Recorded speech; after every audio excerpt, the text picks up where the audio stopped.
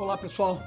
Mais uma vez, ótimo nos encontrarmos para mais um Papo de Líderes, aquela oportunidade onde nós estamos conversando com líderes que inspiram líderes para ouvirmos, aprendermos e compartilhar histórias de vida e, principalmente, de empresas e negócios que fazem a diferença. Como vocês sabem, Papo de Líderes é uma realização da Mercado de Consumo e do ecossistema Gouveia, e temos nos reunido toda semana para aprender e nos inspirarmos um pouco mais. Nosso convidado de hoje é o Richard, da Aramis, mas eu não vou falar muito mais sobre isso e vou pedir que ele mesmo apresente a Aramis e mais todos os negócios integrados em Aramis e fale também um pouco sobre si mesmo. Vamos lá, Richard, gratíssimo por estar conosco e agora a bola está contigo. Bom, Marcos, sempre um prazer estar com você. Acho que é a nossa terceira entrevista juntos nesses últimos anos, então é sempre um privilégio estar aqui com você, compartilhando. Eu sou o Richard, mais conhecido como Rick, ficou bem mais fluido e fácil. Eu sou casado com a Sara, eu tenho 3 startups que eu brinco, meus 3 filhos. Eu tenho o Sebastian, a Serena e a Olímpia, de crianças de 10 a 4 anos, então bem divertido e intenso. E eu sou o CEO da Aramis Inc. Viramos Inc. depois que a gente começou a lançar mais marcas dentro do nosso portfólio de ecossistema, com a visão de construir a plataforma de lifestyle dos homens, com uma visão muito integrada. Eu tenho a Aramis, que é a nossa marca principal, já com 140 lojas e 1.250 multimarcas no Brasil, além do digital bem robusto. A gente lançou a Urban, que é a nossa marca de athleisure, o famoso tecido de esporte, mas para uma moda sofisticada. Um negócio que lançou fazem 2 anos e meio, assim, muito legal fazer algo do zero, assim, é sempre muito divertido, com muito aprendizado. Um amigo meu um dia falou, eu não sei o que é mais difícil, repostar uma marca antiga ou fazer uma do zero. Na dúvida eu fiz os dois, então dá para compartilhar os 2 aprendizados. Depois a gente lançou a nossa marca infantil, que era a Miss Next, que é a nossa marca de 2 a 16 anos. E agora a gente está internalizando a área de calçados, que a gente tinha apartado no modelo de royalties, agora a gente traz como uma BU nova, construindo agora todo o produto, sourcing e distribuição também apartado. E hoje configura essas 4 BUs, a Aramis Inc., que esse ano está mirando fazer 800 milhões de faturamento, com 1.200 colaboradores espalhados no Brasil, além dos meus queridos colaboradores dos franqueados, são mais de 1.000 também espalhados pelo Brasil. E aí, podendo compartilhar muitas histórias e aprendizados. Eu estou na Aramis, fez 30 anos de história em agosto. Eu fiz 19 anos de companhia e eu estou há 11 anos na presidência. Então, eu assumi aqui a presidência com 29 anos. Depois que eu fiz uma rodada de investimento, trouxe 2 fundos e nessa rodada assumi a presidência e fui construindo a minha jornada aqui, aprendendo e construindo a companhia nesses últimos 11 anos. Então, bastante história boa para poder compartilhar com vocês de passado, de presente e, obviamente, também de futuro. E com muitos desafios, né, Rick? Por conta, principalmente, dos momentos recentes, onde o mercado brasileiro foi, de alguma maneira, entre aspas, invadindo pelo marketplace, o cross-border, trazendo produtos, muitas vezes com preços altamente competitivos, porque subsidiado por questão tributária, entre outras coisas. Isso foi muito impactante para vocês, Rick? Olha, não, por um motivo muito claro. O fato de ter uma marca premium masculina é onde esse mercado asiático não entrou com tanta força como a gente viu no mercado feminino ou no mercado de preços mais de entrada. Uhum. Então, essa onda que a gente viveu do mercado chinês, asiático, entrando no Brasil com esse preço bastante, vamos chamar, competitivo, de um lado, não atrapalhou o nosso negócio em si, mas trouxe uma provocação muito importante para olhar para a jornada de cadeia, sourcing, suprimento, porque não é porque não atrapalhou hoje que amanhã não vai atrapalhar a hora que eles resolverem trazer uma marca mais sofisticada de posicionamento, como a nossa marca é. E a gente percebe que o nosso consumidor, por mais que ele compre no digital, a gente tem uma relevância no digital, o físico tem muita importância, o toque, caimento, ajuste na loja com os alfaiates. Então, a gente tem uma experiência de marca que a gente entrega, que traz um olhar assim, mais exclusivo e personalizado no varejo. e fez com que a gente não sentisse como, eu acho que as magazines ou marcas femininas sentiram um pouco mais, mas não quer dizer que não vai acontecer, quer dizer que não aconteceu, o que traz uma oportunidade de sempre refletir e pensar o que a gente pode aprender com esses movimentos e evoluir na nossa organização. Vocês evoluíram claramente, né, na questão do multicanal. Hoje, o e-commerce tem que ordem de participação no todo dos negócios? O e-commerce, se você pegar o nosso e-commerce puro, são 13% do faturamento da companhia. Se você pegar os marketplaces, que a gente também performa junto, vai para 16% de participação. E a sua visão é aumento dessa participação no horizonte de 2, 3 anos? A minha visão, olha que dado interessante, Marcos. A minha visão é clara, eu preciso fazer com que o cliente se conecte em mais pontos de contato da marca e ter um aumento de frequência de consumo usando os canais. Então, vou dar um dado interessante para você. Hoje, a minha base de clientes que realmente compram no digital e no físico simultâneo está em torno de 4,8%. Essa base representa 10% da receita das lojas. Mostrando que o LTV, que é aquele famoso dado de quanto o cliente compra no ano, a hora que ele compra em mais de um canal, ele aumenta o LTV em 2,5 vezes. Basicamente, a gente consegue aumentar a frequência de compra do nosso consumidor. Então, a minha reflexão que eu trago aqui é menos sobre o canal e é mais sobre a jornada do cliente que a gente está construindo para maximizar a experiência e potência e aumento de frequência de compra nas nossas marcas para poder aumentar o LTV e aumentar a base de clientes. Então, o digital vem crescendo bastante, cresce em torno de 30% ao ano, todo ano, nosso e-commerce. Então, ele continua com um crescimento bom, onde uma Aramis Inc. cresce 20% ao ano, na média, o e-commerce cresce 30%. Então, ele vem ganhando relevância natural, até porque o digital cada vez mais tem sua relevância e importância. Mas o segredo, para mim, está em olhar para a jornada do cliente e criar o cliente, um cliente omnichannel. E não simplesmente ter as tecnologias em volta que fornecem isso. É sobre jornada de experiência. E, por conta desse movimento que você está colocando, aquilo que você tem feito no antigo PDV, né, que passou a ser assim, ponto de experiência. Você conhece aqueles nossos conceitos todos, né, do Omni PDX, elevado à inteligência artificial. O que vocês têm feito neste lado de reconfiguração do antigo PDV, Omni PDX elevado a IA? Boa. Bom, primeiro, a gente tem estudado muito e eu vou falar que, assim, a gente está desenhando...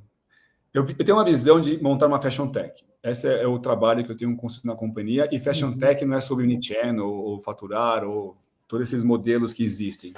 A minha visão de dados, eu estudei bastante esse tema, você tem que criar uma estratégia de dados que gere valor para dentro da companhia e traga mais eficiência e que esses dados gerem melhor experiência para o usuário.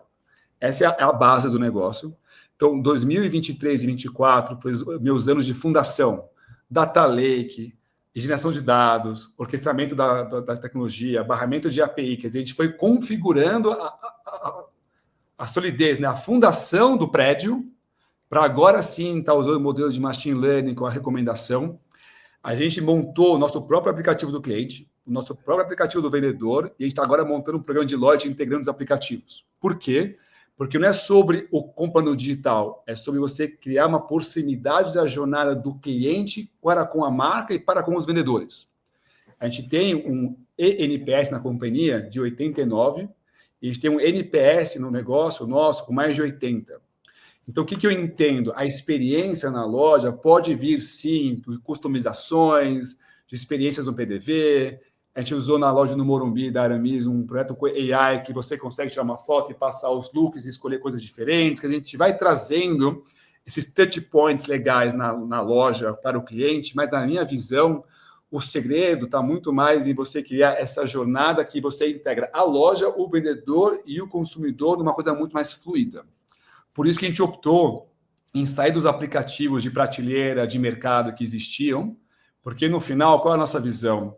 A gente tem a nossa visão de jornada e nosso roadmap que a gente quer construir de inovação. Uma hora que você usa muito aplicativo de terceiros, e obviamente bons, você acaba dependendo da jornada que eles acreditam que faz o roadmap deles acontecer. E a gente entendeu que para criar algo único, a gente tem que ter detentor dessa arquitetura de dados, detentor do roadmap de como a gente quer construir isso, e isso foi uma grande virada de chave que a gente está fazendo na organização para falar de experiência. Então, modelos de machine learning, que quando você comprar uma camisa nossa, vai ter as calças que combinam com essa camisa no momento de jornada que você queira ter. Porque existem 3 tipos de dados: o demográfico, o transacional e o comportamental. O demográfico, você consegue fazer hoje muito bem, trazendo dados de mercado. O transacional você tem. O que você não tem é o comportamental.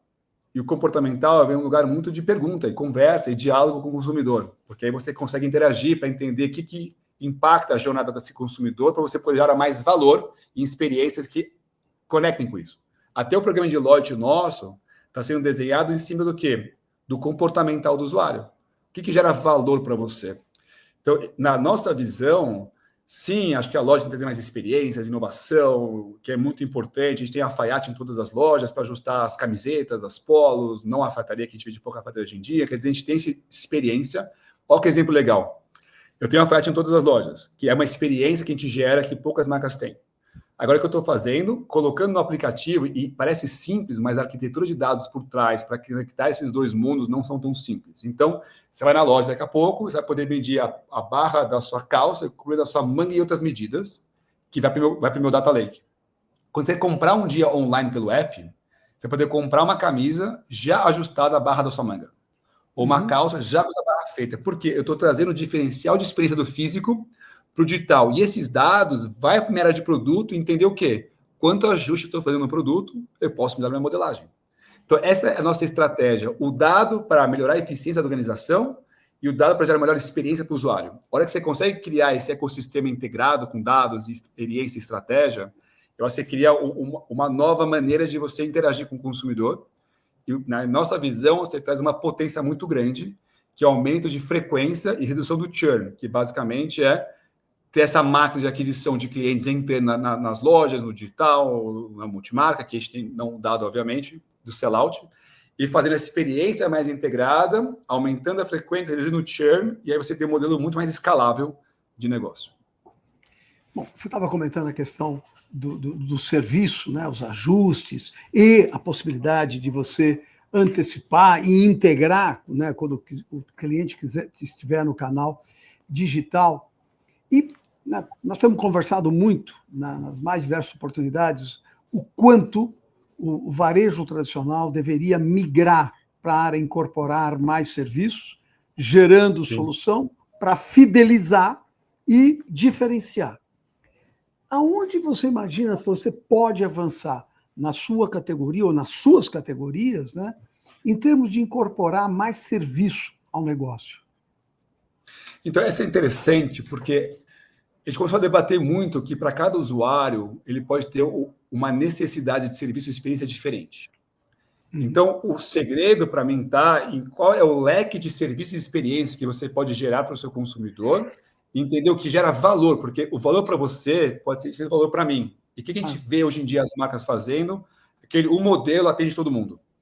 Então, a personalização, ela vem de você entender do leque de opções que você tem criada, como você pode gerar valor.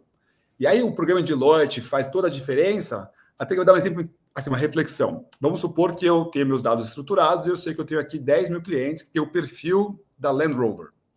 É a cara da Land Rover pelo perfil de comportamento, de consumo. Eu consigo conectar com eles porque todo mundo precisa bons leads. Todo mundo aqui precisa vender. Como? Usando do seu diferencial competitivo com uma base específica que gere valor. Então, o segredo de você ter os dados estruturados, higienizados e o comportamental, que eu acredito que abre um leque de opções de você entender aonde o seu consumidor vê valor e como uma marca como a nossa, ou as marcas que a gente tem hoje, consegue conectar com marcas interessantes e criar essas pontes de conexão.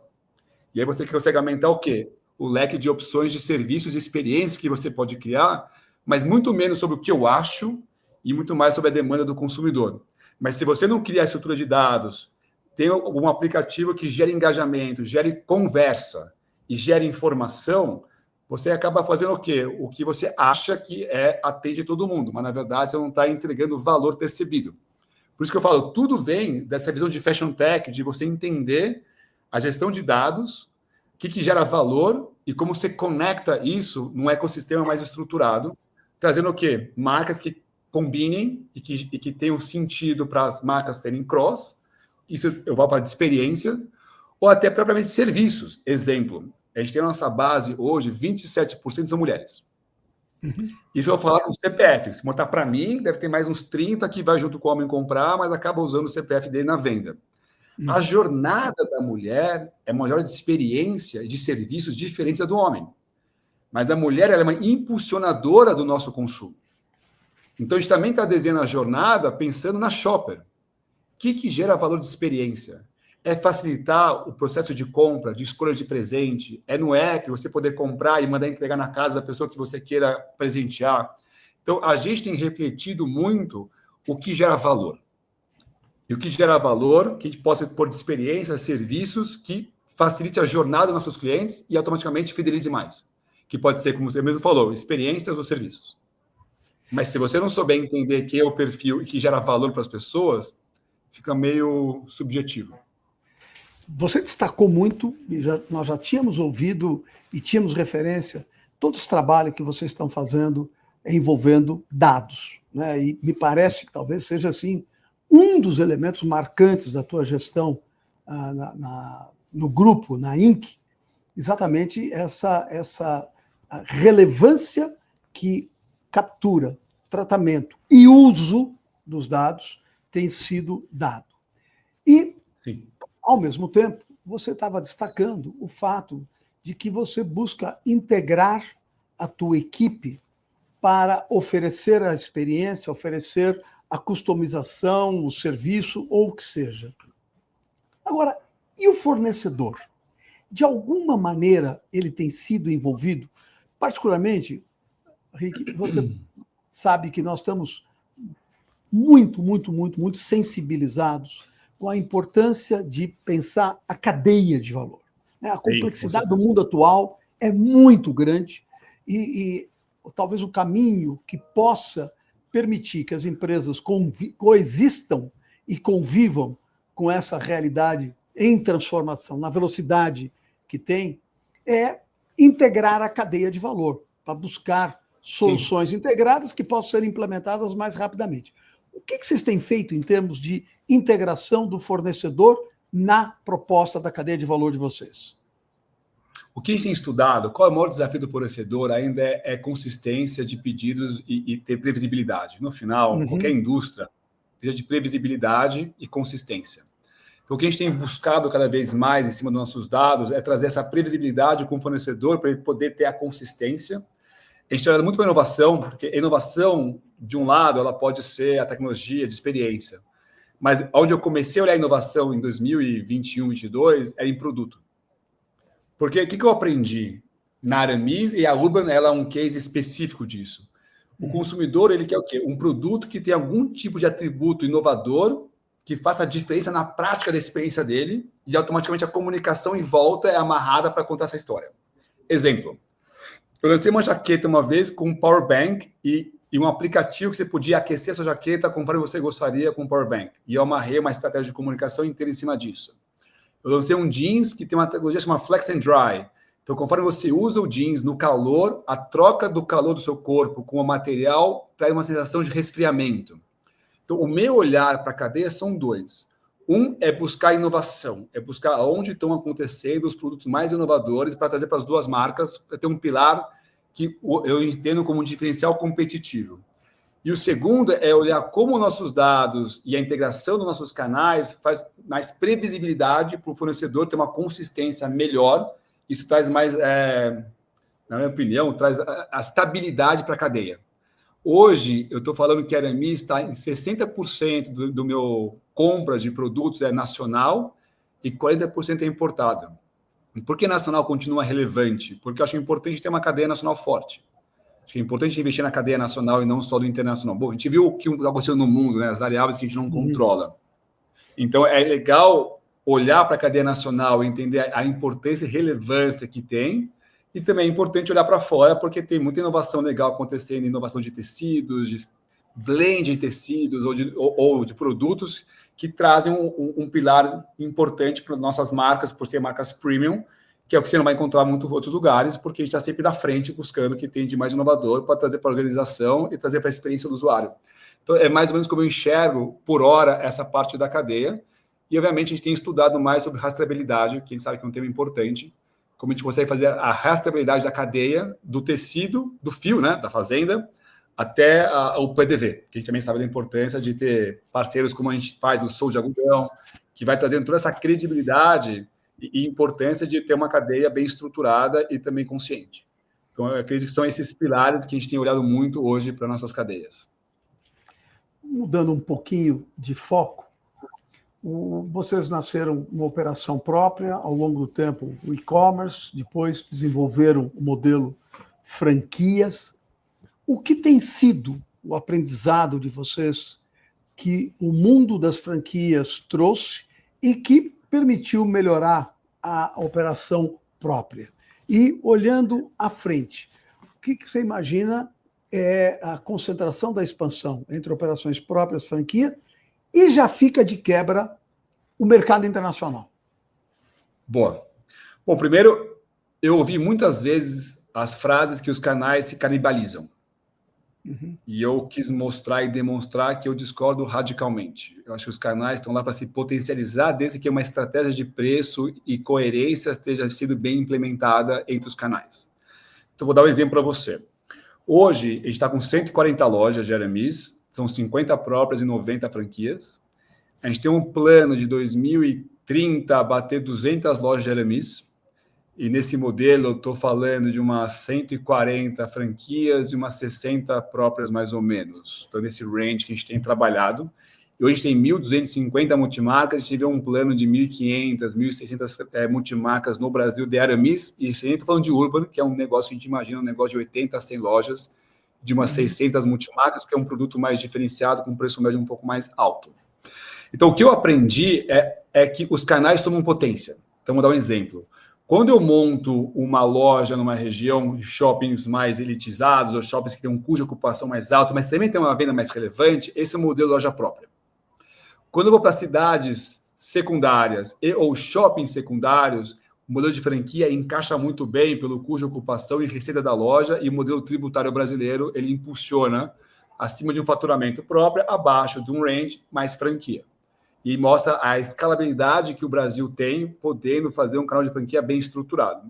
E eu tenho as multimarcas, que também são um bom mapa da mina para a gente, porque eu tenho essas 1.250 multimarcas, então eu também entendo quando a marca bateu um potencial de reconhecimento versus habitantes, versus potencial de consumo da cidade, que também cabe uma monomarca nossa podendo ser franquia. Que também mostra um mapa importante de crescimento dessa expansão de loja franqueada. Uhum. Então, exemplo, sendo agora uma loja em Arapiraca. Era inimaginável uma Aramis poder chegar em Arapiraca. Mas, em cima dos dados, da performance da marca e da distribuição que a gente está criando, o desejo de marca vem crescendo. Então, quando você monta uma monomarca, própria franquia numa região, o que eu percebo é que a marca ganha mais notoriedade, que abre um espaço maior para crescer as multimarcas. E eu vou dar dois exemplos muito interessantes para você. Primeiro, Fortaleza, em 2017, eu só tinha multimarca, não tinha loja.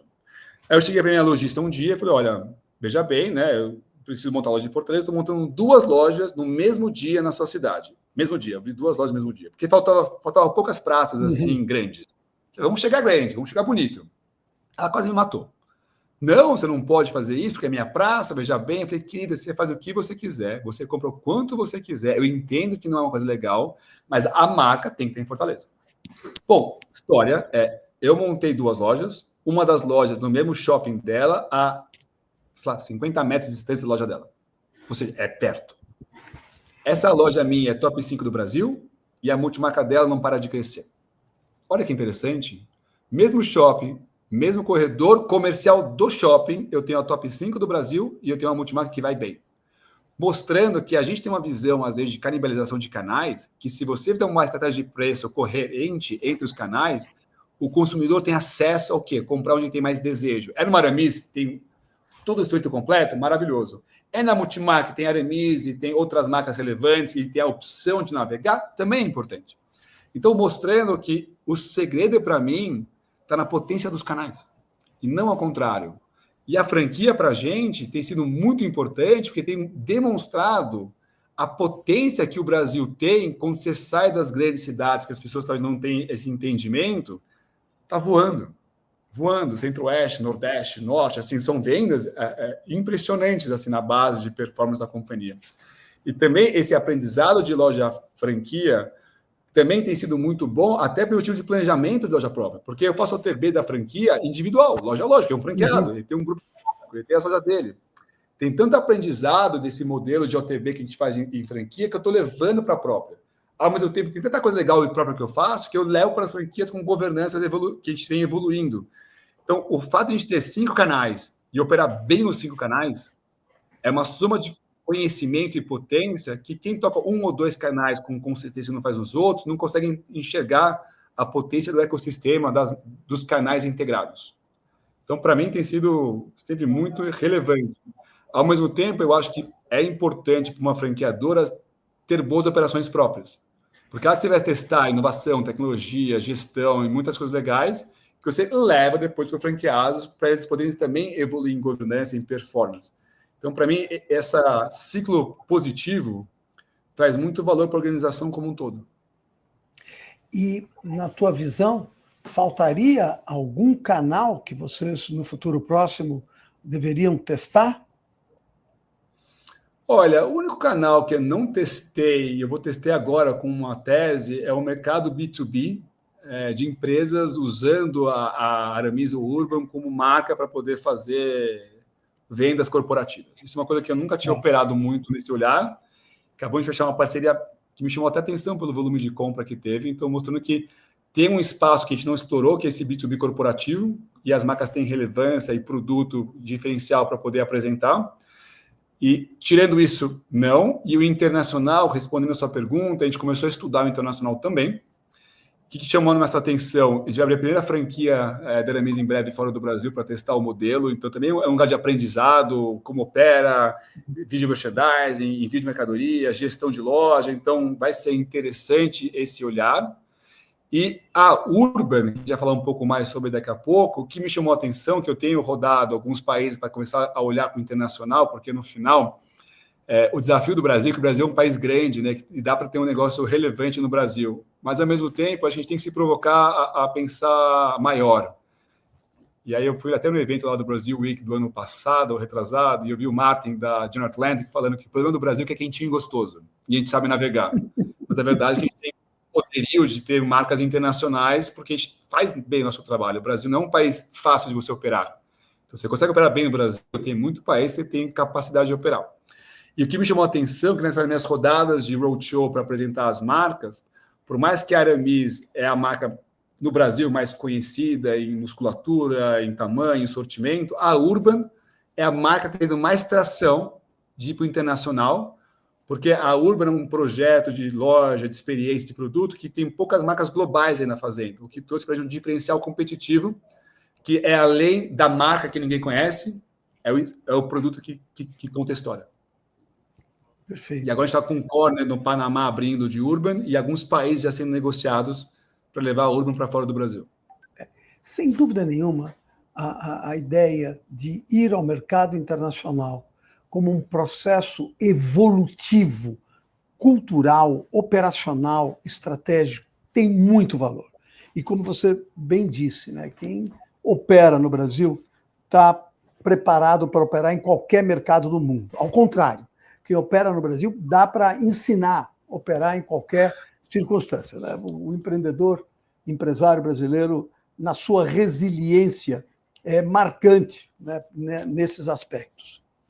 Mas você falou, Sim. Comentou agora há pouquinho, que valia a pena a gente aprofundar um pouco mais sobre Urban, primeiro, Sim. Por ser um conceito relativamente novo, com uma proposta mais avançada, e que, pelo que eu entendi, você vê Urban talvez melhor preparada para uma decolagem, para um voo internacional, até em relação a Aramis. Vamos falar de Urban. Sim, vamos.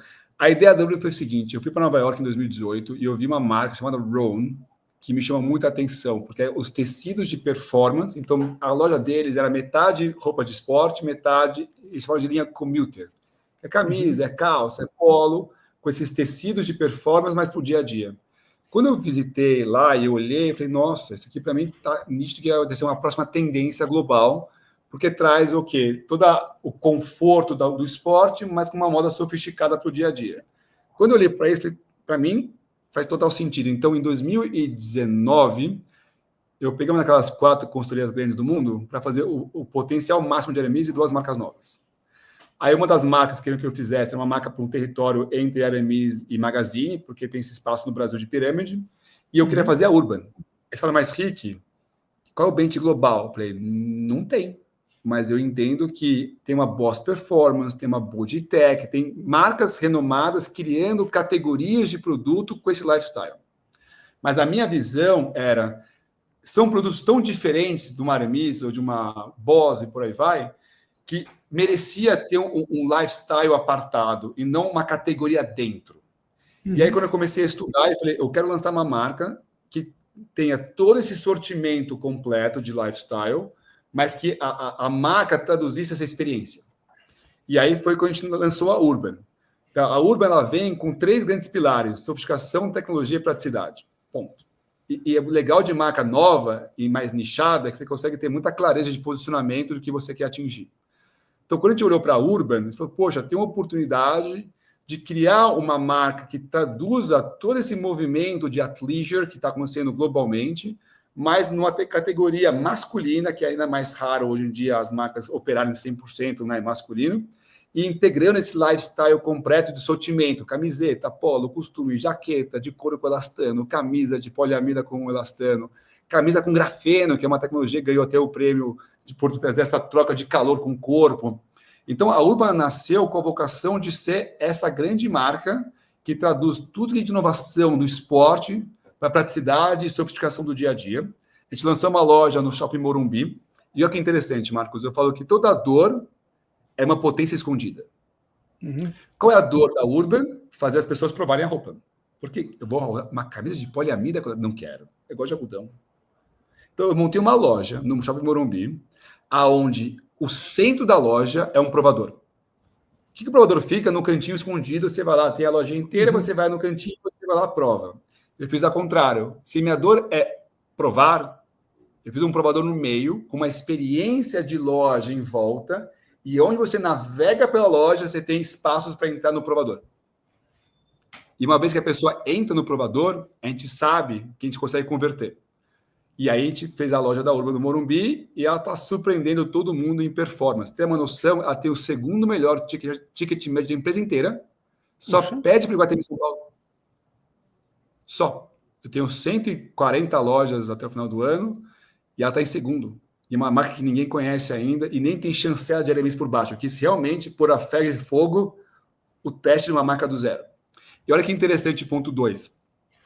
A gente montou 40 corners dentro da Hermes vendendo Urban.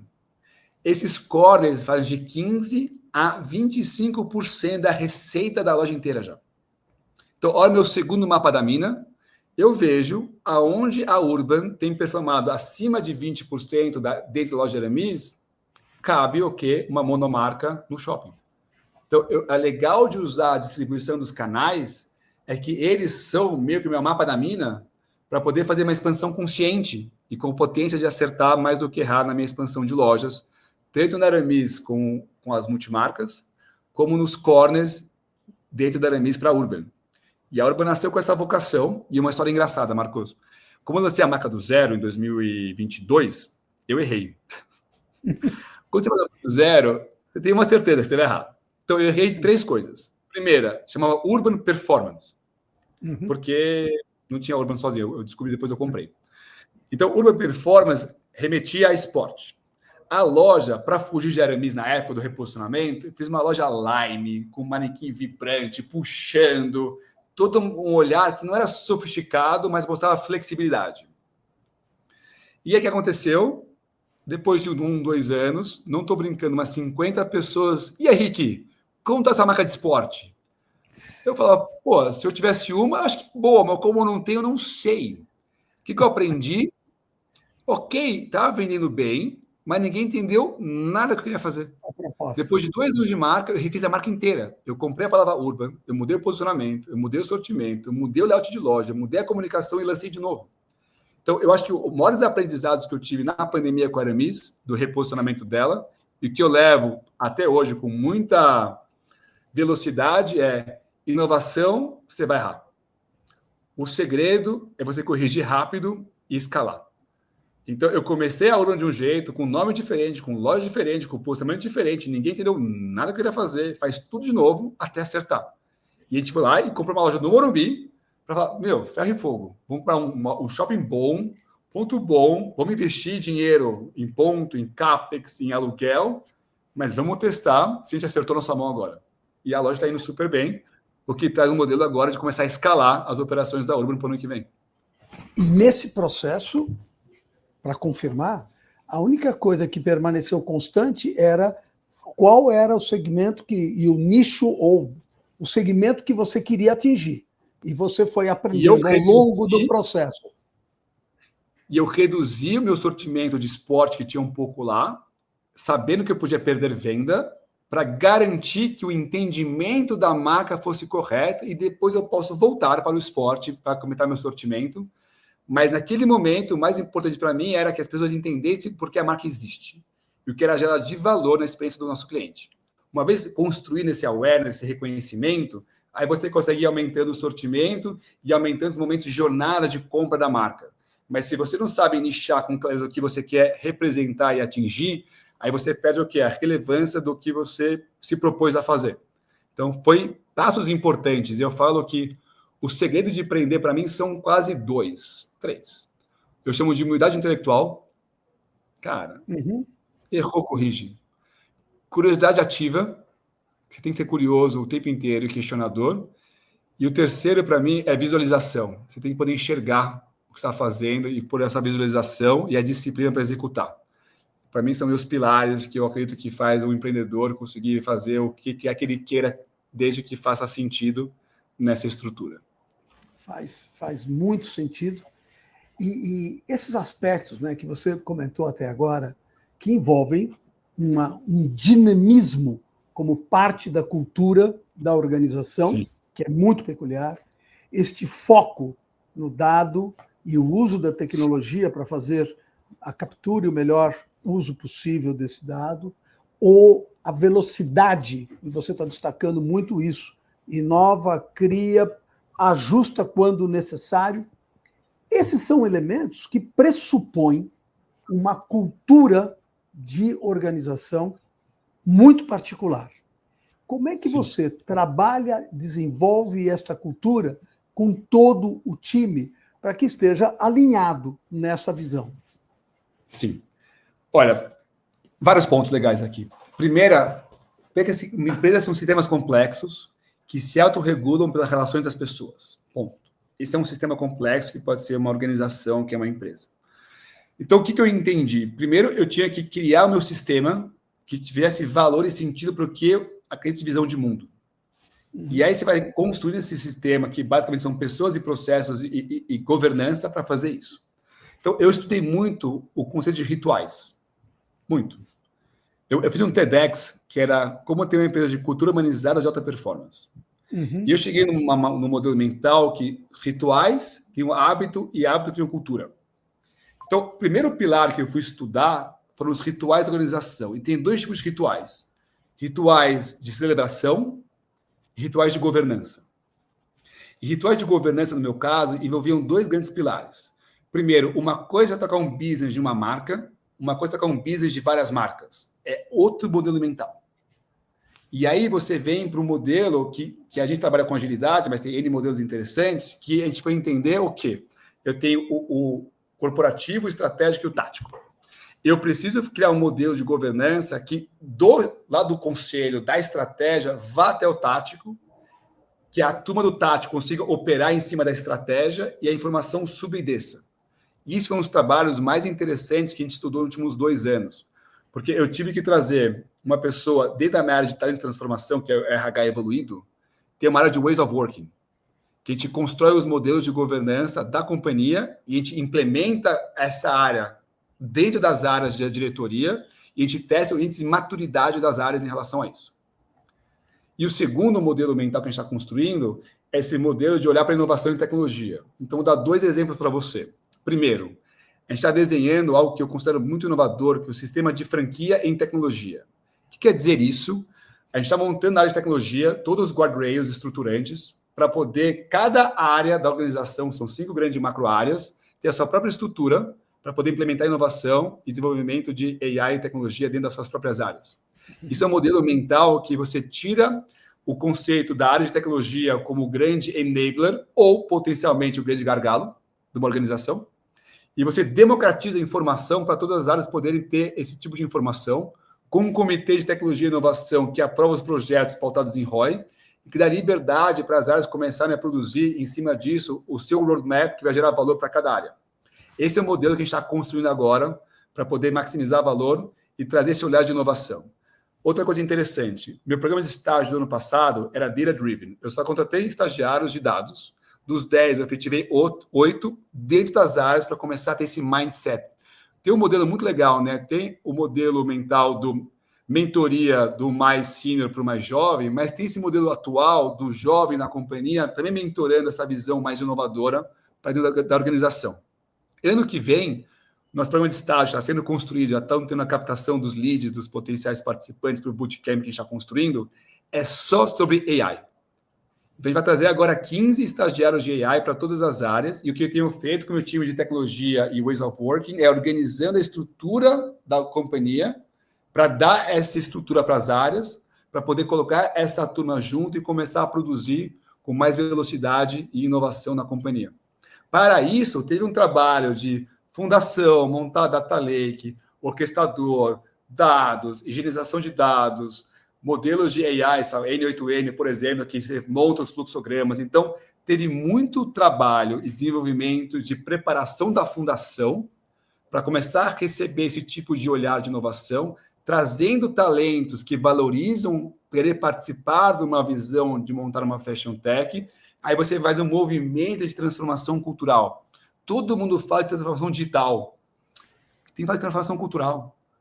Que muda é a cultura que mexe na digital, e não ao contrário.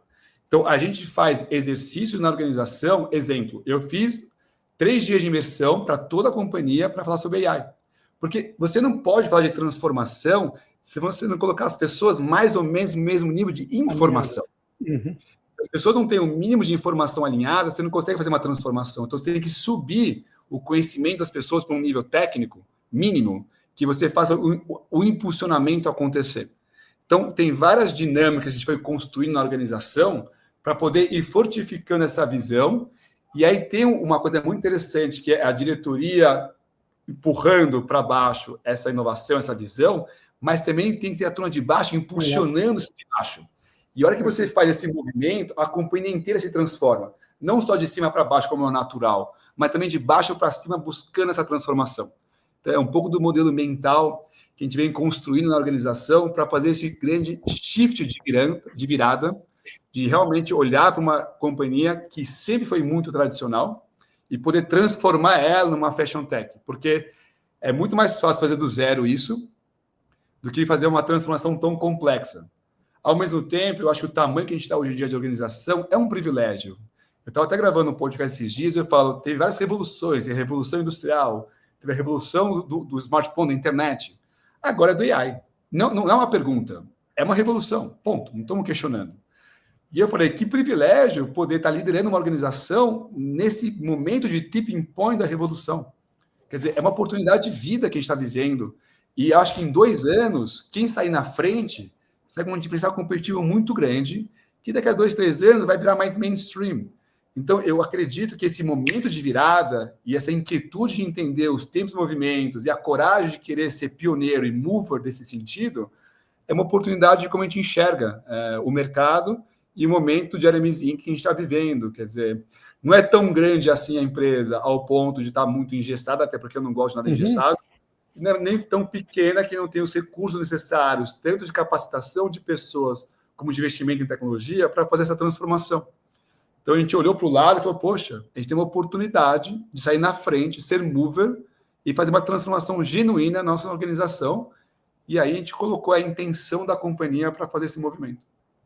Richard, tremendo agradecimento, porque, de fato, a forma como você se abre e expõe a visão, as ideias e as realizações com os resultados, tudo isso se transforma numa tremenda inspiração e é o grande objetivo desse nosso papo de líderes. Nós estamos nos encaminhando para o final e eu queria deixar essa parte final para falarmos um pouco dos desafios que envolvem liderar no cenário atual, especialmente, né, com tudo que envolve o choque geracional, os desafios, né, próprios do Brasil, deste momento, as transformações e tudo mais.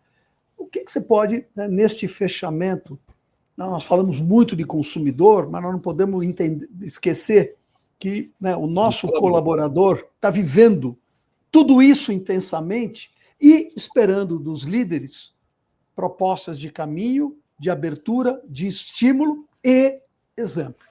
Para fechar esse nosso papo, o que você pode nos falar sobre isso? Primeiro eu falo de uma parte da sua pergunta que eu gostei muito.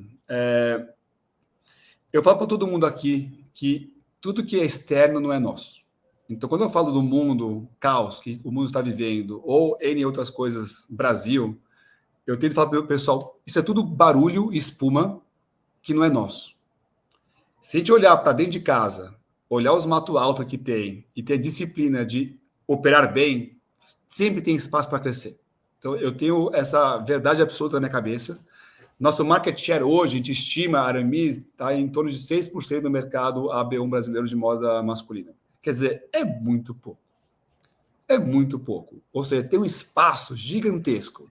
Então, a minha teoria sempre foi, o Brasil tem essas instabilidades, agora o mundo também está com suas instabilidades, mas se a gente olhar para disciplina, para dentro de casa, para eficiência, para governança, para os processos, para inovação, sempre tem espaço de tirar essa energia de fora que a gente dissipa e canalizar na operação do dia a dia. Então, para mim, é o ponto 1.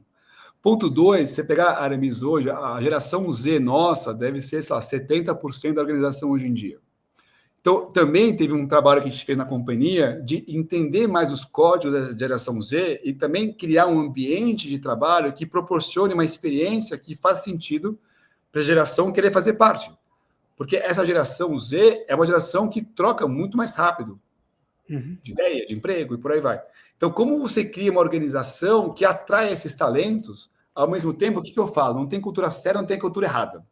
Tem a cultura que você não identifica. Por isso que cultura é importante, porque cultura, independente da geração, vai atrair quem valoriza e vai expelir quem não gosta. Então, a nossa visão é a cultura nossa, visão de mundo, valores, estratégia, tem que ser muito clara para trazer quem, independente de que geração está, ter um prazer de querer co-criar com a gente esse sonho e também expelir quem olha para isso e acha que é uma loucura ou que não faz sentido. Isso eu estou falando tanto para escritório, mas também para lojas. A gente tem 150 lojas pelo Brasil. Então, eu entendo que tem um choque geracional, eu entendo que a Aramis é um público na organização muito jovem, então, você pegar a média, deve estar entre 30 anos na organização, então é uma empresa jovem nesse conceito, e que a gente tem criado esses espaços, aí vem os rituais de celebração. Os rituais de celebração, eles entram para criar esse envolvimento de pertencimento, porque independe da geração, mas a geração um pouco mais jovem tem um olhar muito para pertencimento do que está acontecendo. Então, os rituais que a gente constrói de cultura são rituais de pertencimento, desde team building, que todo trimestre acontece entre as áreas, com dinâmicas divertidas, até uma convenção de 30 anos, que daqui a semana que vem eu estou num navio por 3 dias de convenção com 600, 500, 600 colaboradores da companhia, vivendo esse momento de falar sobre passado, presente e futuro. Tem uma frase que eu adorei, né? Para todo sonho precisa de um time. A pergunta é, qual é o teu sonho e quando você consegue engajar esse time a co-criar esse sonho com você? Aí é menos sobre geração e para mim é mais sobre pertencimento. Richard, super contribuição para a nossa série. Eu tenho a impressão que esse nosso papo vai rodar muito, porque teve insights poderosos trazidos com paixão, autenticidade e crença. Né? Não é aquele papo de entrevista, mas é algo que você acredita, pratica, e o mais importante, os resultados estão aí para mostrar que é o caminho certo. Super grato por estar com a gente. Vocês que estão acompanhando a nossa série Papo de Líderes, sem dúvida nenhuma, hoje tiveram a oportunidade de conhecer um líder que inspira líderes, que está criando uma nova realidade nos seus negócios, impondo um dinamismo, uma transformação cultural e de modelo de gestão altamente pertinentes. Gratíssimo, Richard, gratíssimo vocês que estão conosco. Foi um prazer, como sempre. Grande abraço.